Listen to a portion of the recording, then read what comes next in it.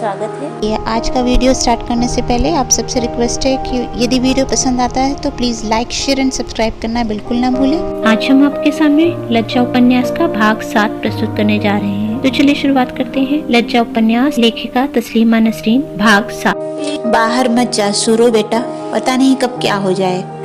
जो होगा देखा जाएगा, एक दिन तो मरना ही है। अब और मत डरो। तुम्हें डरते हुए देखकर मुझे गुस्सा आता है, बाल झाड़ते हुए सुरंजन ने कहा। उसकी बात सुनकर किरणमयी कांप उठी। वह लपक कर सुरंजन के हाथ से कंघी छीनते हुए बोली, मेरी बात सुन सुरंजन, जरा सा सावधान हो जा। सुनने में आ रहा है कि बंदी में ही दुकानों को तोड़ा जा रहा है, मंदिरों को जलाया जा रहा है। शहर की हालत देखने की कोई जरूरत नहीं है। सुरंजन हमेशा से जिद्दी रहा है, वह भला किरणमयी की बात क्यों मानेगा।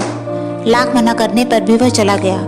बाहर के कमरे में सुधा में अकेले ही बैठे थे। वे भी हैरान होकर लड़के का जाना देखते रहे। घर के बाहर कदम रखते ही शाम की स्निग्धता को चीरती हुई बाहर की निर्जनता ने उसे जकड़ लिया था। क्या वह थोड़ा डर रहा था? शायद हाँ। फिर भी सुरंजन ने आज शहर में घूमने की ठान ही ली थी। वह तो अवश्य ही जाएगा। इस बार उसे लेने या हालचाल पूछने के लिए कोई नहीं आया। ना बेलाल आया, ना कमाल और ना ही कोई और। अगर वो आते भी तो सुरंजन नहीं जाता। क्यों जाएगा? आए दिन हमला होगा और वो सामान बटोर कर भागेंगे। छी, पिछली बार वह भागा था, गधा था जो कमाल के घर गया था। इस बार कोई आएगा तो साफ कह देगा, तुम ही लोग मरोगे और तुम ही लोग दया भी करोगे। कैसी बात है? इससे तो अच्छा है कि तुम लोग सारे हिंदुओं को ही इकट्ठा करके फायरिंग स्क्वाड में ले जाओ और गोली से उड़ा दो। सब मर जाएंगे और झमेला ही खत्म हो जाएगा। फिर तुम्हें बचाने की जरूरत भी नहीं पड़ेगी। सारा झमेला ही एक बार में खत्म हो जाएगा। सुरंजन ज्यों ही रास्ते में निकला, सुनकर हैरान हो गया कि मोहल्ले के एक झुंड लड़के, जिनकी उम्र यही कोई 12 से 15 वर्ष के बीच होगी, उसके घर से थोड़ी दूर पर खड़े थे। उसे देखकर चिल्ला उठे, हिंदू है, पकड़ो पकड़ो। 7 वर्षों से वह उन लड़कों को देख रहा था। सुरंजन उनमें से एक दो को पहचानता भी था। उनमें से आलम नाम का एक लड़का प्रायः उसके घर में चंदा मांगने आता है। मोहल्ले में उनका एक क्लब है। क्लब के सांस्कृतिक कार्यक्रमों में सुरंजन गाना भी गाता है। कुछ लड़कों को वो DL राय और हेमांग विश्वास का गाना सिखाएगा, ऐसा उसने सोचा था।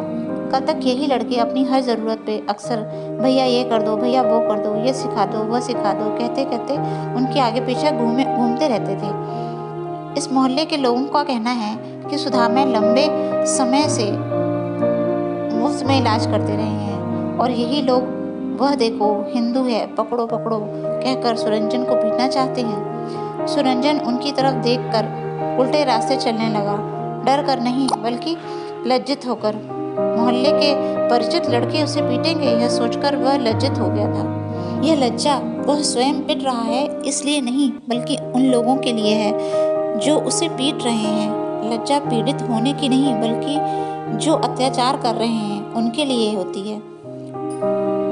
सुरंजन चलते चलते शापला इलाके में आकर रुका। चारों ओर सन्नाटा था, जगह जगह लोगों की भीड़ थी। रास्ते में ईंटों के टुकड़े, जलती हुई लकड़ी, टूटे हुए कांच बिखरे पड़े हैं। देखकर ऐसा लग रहा है कि अभी अभी भीषण तांडव हुआ होगा इधर। एक दो युवक इधर उधर दौड़ रहे हैं। कुछ कुत्ते बीच रास्ते में इधर उधर भाग रहे हैं। घंटी बजाते हुए एक दो रिक्शे इधर से उधर जा रहे हैं। उसे कुछ समझ नहीं आ रहा है कि ये क्या हो रहा है। कुत्तों को कोई डर नहीं रहा, क्योंकि उन्हें जात का कोई डर है ही नहीं।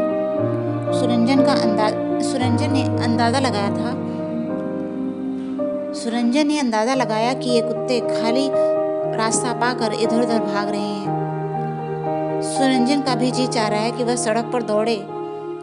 मोती झील के कोलाहल पूर्ण व्यस्त इलाके को इस तरह सुनसान देखकर सुरंजन के मन में बचपन की तरह डंबा से फुटबॉल खेलने की या चौक से निशाना बनाकर खेलने की इच्छा हो रही है। सुरंजन ये सब सोचते हुए चले ही जा रहा कि अचानक उसकी नज़र बाईं ओर के एक जले हुए मकान पर पड़ी, जिसका नाम, पट्ट, दरवाजा, खिड़की सब कुछ जल गया था। इंडियन एयरलाइंस का दफ्तर है। कुछ लोग उस जले हुए दफ्तर के सामने खड़े होकर हंस रहे हैं। क्या किसी ने भी भौं सिकोड़कर सुरंजन को देखा? उसके मन में संदेह होता है। वह तेजी से सामने की ओर चलने लगा, मानो इन घरों के जल जाने से उसे कोई मतलब नहीं। आगे वह देखने जा रहा था कि और क्या क्या जला है। जिस तरह जलते हुए पेट्रोल की महक सूंघने में आनंद आता है, क्या सुरंजन को आज उसी प्रकार जलती हुई लकड़ी की महक लेने में आनंद आ रहा था? शायद हाँ। ईंट पत्थर बिखरे हुए हैं। फुटपाथ पर जो किताबों की दुकानें थीं, जहाँ से सुरंजन ने काफ़ी किताबें खरीदी थी, वह सब जलकर राख हो गई हैं। एक अधजली किताब सुरंजन के पैरों से टकराई। उस पर लिखा हुआ था, मैक्सिस मोर्गी के भौं। क्षण भर में उसे लगा कि पॉवेल है और अपनी माँ के शरीर में आग लगाकर पैरों के नीचे उसे रौंद रहा है। सुरंजन का शरीर सिहर उठा। वह उस जली हुई किताब के सामने सहमा हुआ खड़ा था। चारों ओर लोगों का जमाव है। लोग कानाफूसी कर रहे हैं। उस इलाके में चरम उत्तेजना का वातावरण है। सभी क्या हुआ और क्या होने वाला है, इसी को लेकर खानाफूसी कर रहे हैं। सीपीबी के ऑफिस जल गया है। कम्युनिस्ट अपनी स्ट्रेटजी बदलकर अल्लाह खुदा का नाम ले रहे हैं। फिर भी कठमुल्लावादी आग से उन्हें रिहाई नहीं मिली। कॉमरेड फरहाद के मरने पर बड़ा जनाजा निकला, मिलाद भी हुआ। फिर भी सांप्रदायिकता की आग में कम्युनिस्ट पार्टी का दफ्तर जलाया गया। सुरंजन निशब्द खड़ा हुआ जला हुआ दफ्तर देखता रहा। अचानक सामने केसर खड़ा मिला। बिखरे हुए बाल, शेव न किए हुए गाल, काफी चिंतित स्वर में बोला, तुम क्यों निकले हो? सुरंजन ने उसके सवाल के जवाब में सवाल किया, क्यों, मेरे लिए निकलना मना है क्या?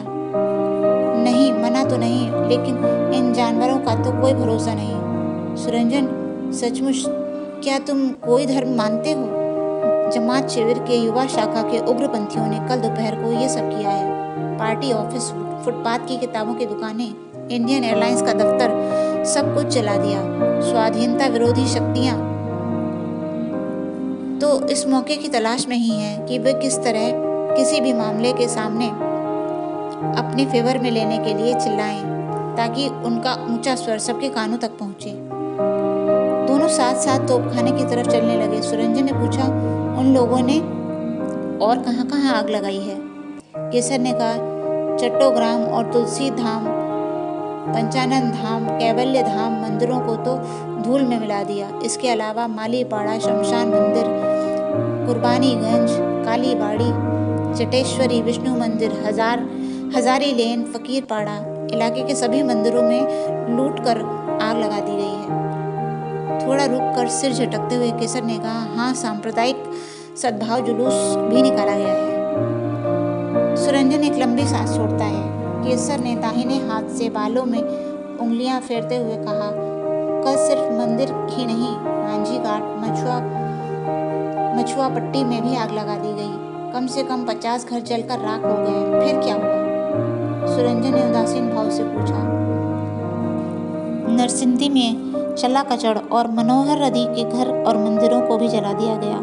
नारायणगंज के रूपगंज थाना के मरापाड़ा बाजार के मंदिरों को भी ध्वस्त कर दिया गया। कुमिल्ला के पुराने अभय आश्रम को भी जला दिया गया। नोवाखाली में भी सभी जघन्य कांड किए गए। वह कैसे? सुधा में थाना के अधरचांद आश्रम सहित और भी 7 हिंदू घरों को भी जला दिया गया। गंगापुर गांव में जितने भी हिंदू परिवार थे, पहले लूटा, बाद में जलाकर राख कर दिए। सोनारपुर के शिवकाली मंदिर और विनोदपुरा के अखाड़ा को भी खत्म कर दिया गया। चौमुहानी के काली मंदिर, दुर्गापुर का दुर्गाबाड़ी मंदिर, कुतुबपुर का गोपालपुर के मंदिर को भी तोड़ दिया गया। Doctor PK. सिंह की दवा की फैक्ट्री, अखंड आश्रम और छयानी इलाके के मंदिरों को भी धूल में मिला दिया गया। चौमुहानी, बाबूपुर, तेतुइया, मेहंदीपुर, राजगंज बाजार, टेंगरपाड़ा, कजिरहाट, रसूलपुर, जमींदार हाट, पोड़ाबाड़ी के 10 मंदिरों को और 18 हिंदू घरों को भी लूट कर जला दिया गया, जिसमें से एक दुकान, एक गाड़ी और एक महिला भी जल गई। भावर्दी के 17 मकानों में से 13 को जलाकर राख बना दिया गया। हर घर को लूटा गया और महिलाओं के साथ बलात्कार हुआ। विप्लव भौमिक स्टैंड है। कल विहिरपुर के सभी घर और मंदिर उसकी चपेट में आए हैं। इतना ही नहीं, जगन्नाथ मंदिर, चरहाजी गांव की 3 और दुकानें और क्लब को भी लूट कर तोड़ दिया गया। चर पार्वती गांव के 2 मकानों और दासेर हाट का 1 मकान, चरकुकरी और मच्छापुरी के 2 मंदिर, जयकाली मंदिरों को भी जला दिया गया। सिराजपुर के प्रत्येक व्यक्ति को पीटा गया, हर घर को लूटा गया और अंत में उन घरों को जला दिया गया। अच्छा, सुरंजन ने इससे ज्यादा कुछ कहना नहीं चाहा।